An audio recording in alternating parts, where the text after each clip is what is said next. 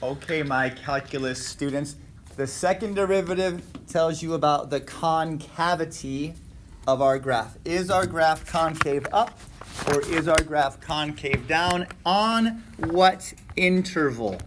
Right, so all of our answers are basically intervals. We're going to say that our function is concave up on this interval because something about the first derivative, or rather the second derivative test. Okay, so we're looking at what does the second derivative tell us about the concavity of our function.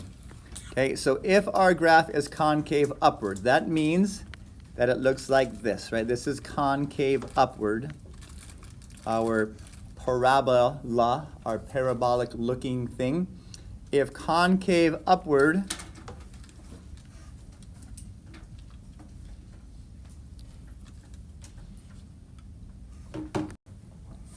so increasing, and then the graph is concave downward if f is decreasing on the interval. So very similar to our first derivative in f, right? If your first derivative is positive, then f is increasing, and then if your first derivative is negative, then f is decreasing. So if f prime is increasing, right, if the y values are going up on your f prime graph, then our graph is concave up, right? The graph of f is concave up. So let's look at the second derivative test. If our second derivative is positive, that means that the graph is concave up. And if our second derivative is negative, that means our function is concave down. Okay, so concave up if our second derivative is positive. And if we have a concave up graph, that means our lowest value is going to be a minimum, right? So if we have a critical point on an interval where our second derivative is positive, we're going to have a minimum value for our graph. And conversely, if we have a concave down, right, and we have a critical value in there, that means we're going to have a relative max. Okay, so I think that's what we're about to get to here down in these other boxes. So definition of an inflection point.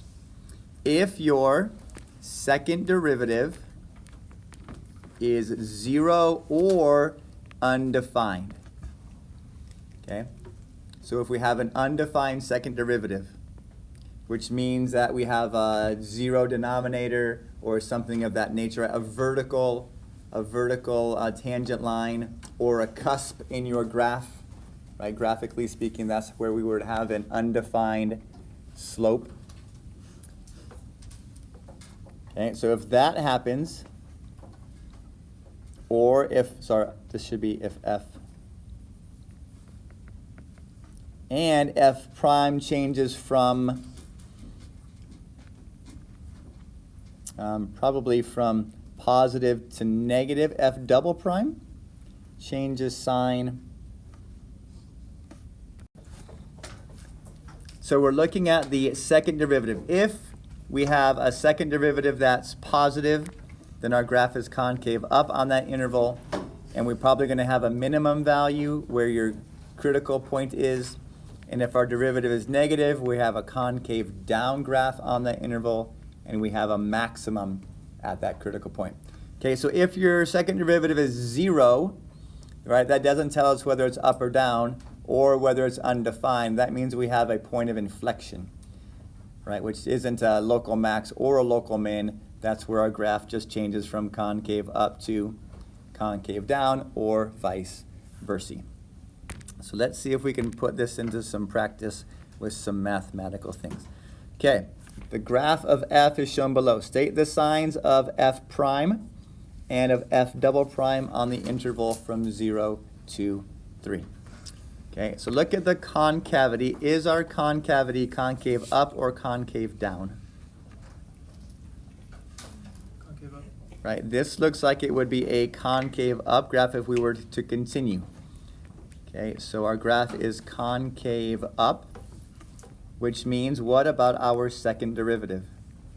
It's positive. That means our second derivative is positive. Okay, but what about the slopes of our tangent lines? Okay, looking at the slopes of your tangent lines, are these slopes positive or are they negative? These are negative slopes, right? They're increasing, they're getting more and more closer to, more and more closer. They're getting closer and closer to 0, so it was a fairly steep negative graph at 0. Is not as steep of a negative graph at 3. Okay, but still our slopes, remember f prime is talking about the slope of our tangent lines. Okay, so for whatever graph we happen to have, the slope of your tangent line, I'm sorry you can't see that because it's green.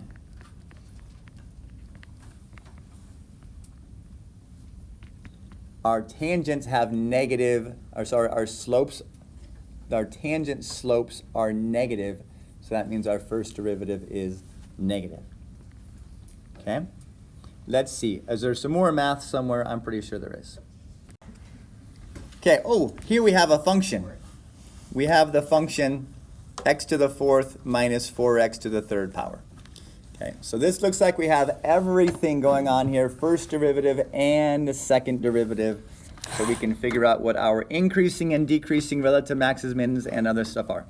Okay, so these two are going to come from your first derivative test, right? We're going to take the first derivative and we're going to evaluate it to see when is our graph increasing or decreasing. The second ones are going to come from your second derivative. Okay, so each of our derivatives tells us something about our function. Okay, we are using them to test the attributes. Okay, that's why they're called tests. They don't, not actually a test. No. It's just what we're using to figure some stuff out. Okay, so intervals where our graph is increasing or decreasing. Those come from our first derivative. So let's take the derivative of x to the 4th minus 4x cubed. And that comes out to be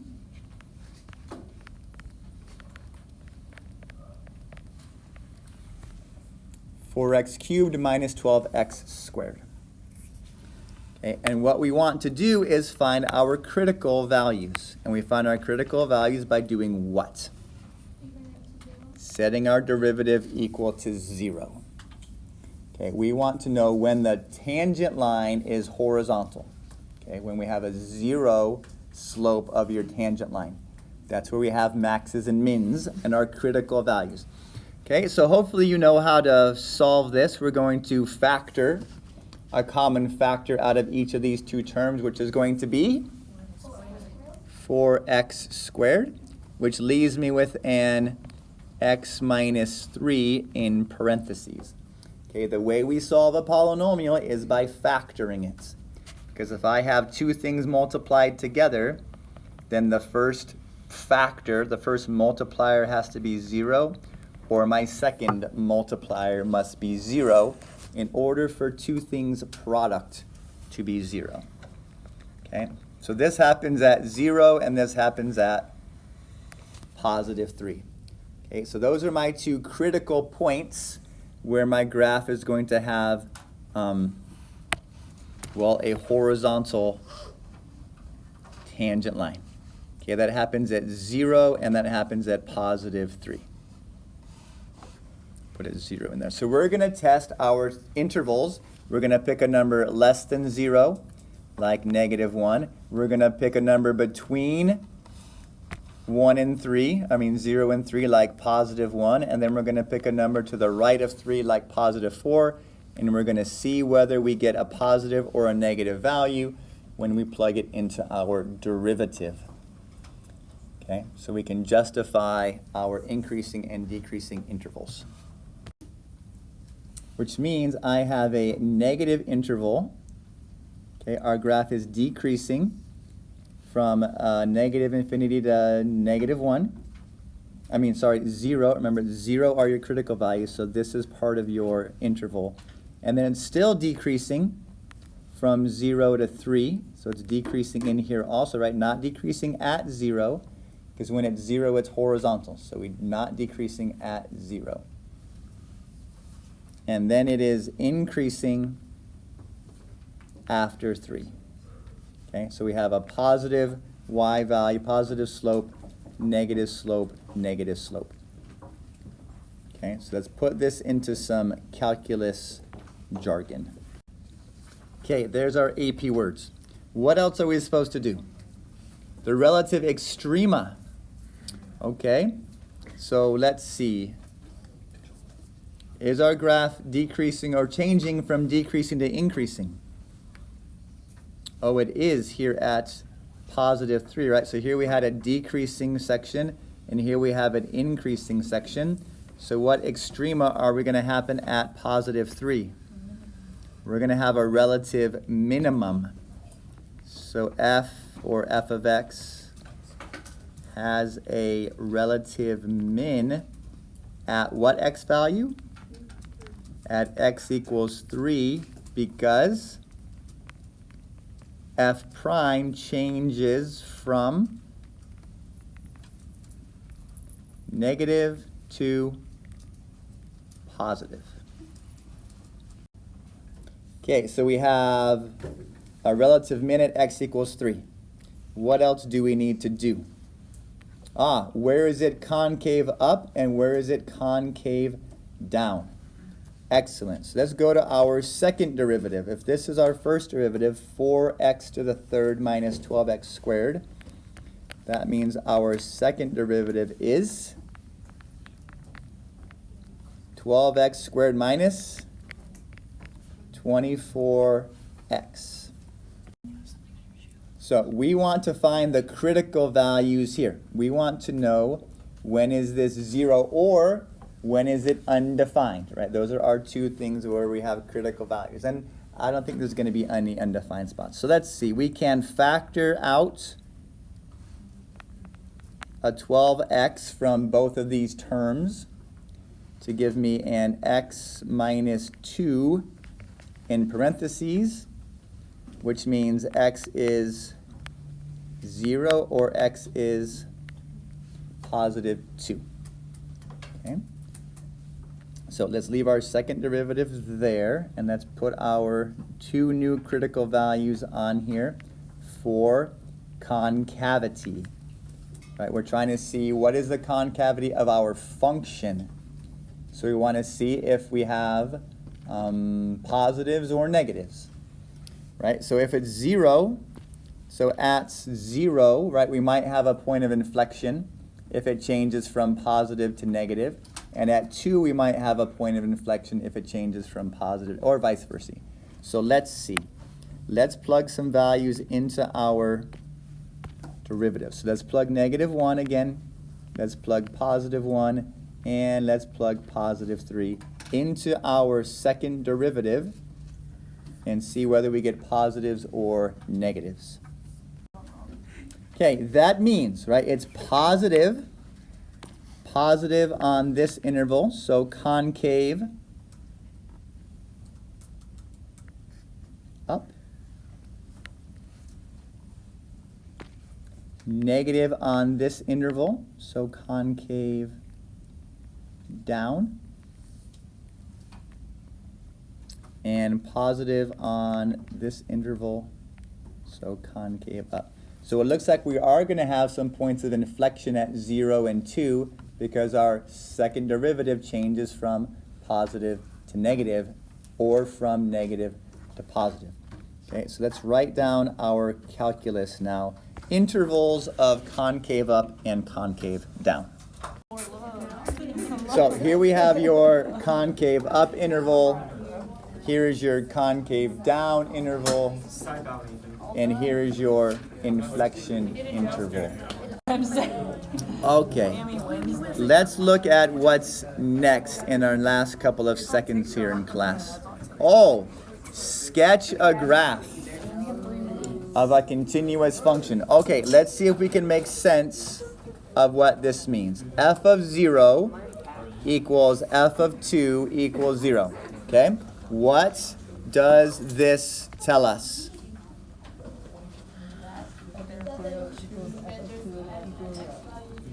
These are your x-intercepts. That's where your graph crosses the x-axis, right? Where y equals 0. Where y equals 0. Remember, this is a y value for this particular x value. So at 0 and positive 2, we have x-intercepts. So here's my 0 at 0, that's good. And then positive 2, I have another x-intercept. That's where my graph crosses the x-axis. Let's see, our derivative is positive if x is less than 1. Okay, which means something is happening at 1. So let's just put in some dots here at 1. Right, it's hard to see, I know, because it's green, so let's change my color. Put in some dots here at 1, because something is happening at 1. Our derivative is positive, which means our function is increasing. Right? Our f is going up on the left side. So I don't know where to start yet, but it has to go through 0, 0 for sure, and it's increasing. F prime at 1 is 0. What does that mean? This is where we have a horizontal tangent. Right? Where our derivative equals 0. Our derivative is 0 when x equals 1. So somewhere on here, we're going to have a horizontal tangent. Right? I don't know where exactly. I don't know the y value when x equals 1, but I know that there's a horizontal tangent there. Okay? Or it could be down. No, it has to be increasing, right? So it's going to be a maximum value. Okay? Our derivative is negative if x is greater than 1, right? So it's going down on that side.